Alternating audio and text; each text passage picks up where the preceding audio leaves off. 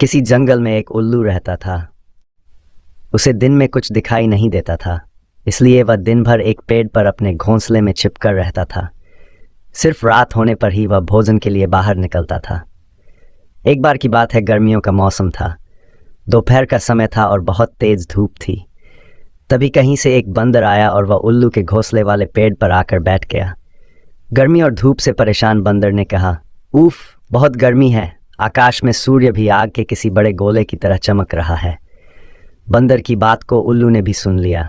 उससे रहा नहीं गया और बीच में ही बोल पड़ा, यह तुम झूठ कह रहे हो। सूर्य नहीं, बल्कि अगर चंद्रमा के चमकने की बात कहते तो मैं इसे सच मान लेता। बंदर बोला, भला दिन में चंद्रमा कैसे चमक सकता है?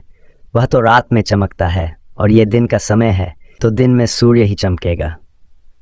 यही कारण है कि सूर्य की तेज रोशनी की वजह से बहुत ज्यादा गर्मी हो रही है। उस बंदर ने उल्लू को अपनी बात समझाने का बहुत प्रयास किया कि दिन में सूरज ही चमकता है, चंद्रमा नहीं, लेकिन उल्लू भी अपनी ही जिद पर अड़ा था।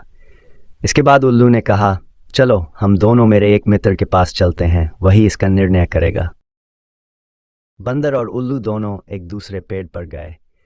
उस दूसरे पेड़ पर उल्लुओं का एक बड़ा झुंड रहता था।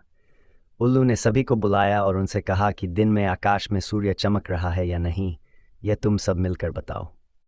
उल्लू की बात सुनकर उल्लुओं का पूरा झुंड हंसने लगा। वह बंदर की बात का मजाक उड़ाने लगे। उन्होंने कहा, नहीं, तुम बेवकूफ़ों जैसी बात कर रहे हो। इस समय आकाश में तो चंद्रमा ही चमक रहा है, और आकाश में सूर्य के चमकने की झूठी बात बोलकर हमारी बस्ती में झूठ का प्रचार मत करो।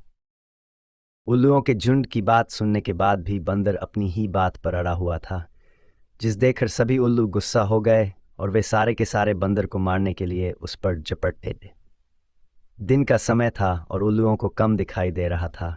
इसी वजह से बंदर वहां से बचकर भाग निकलने में कामयाब हो गया और उसने अपनी जान बचाई।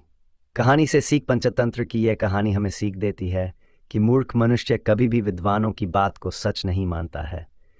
ऐसे मूर्ख लोग अपने बहुमत से सत्य को भी असत्य साबित कर सकते हैं।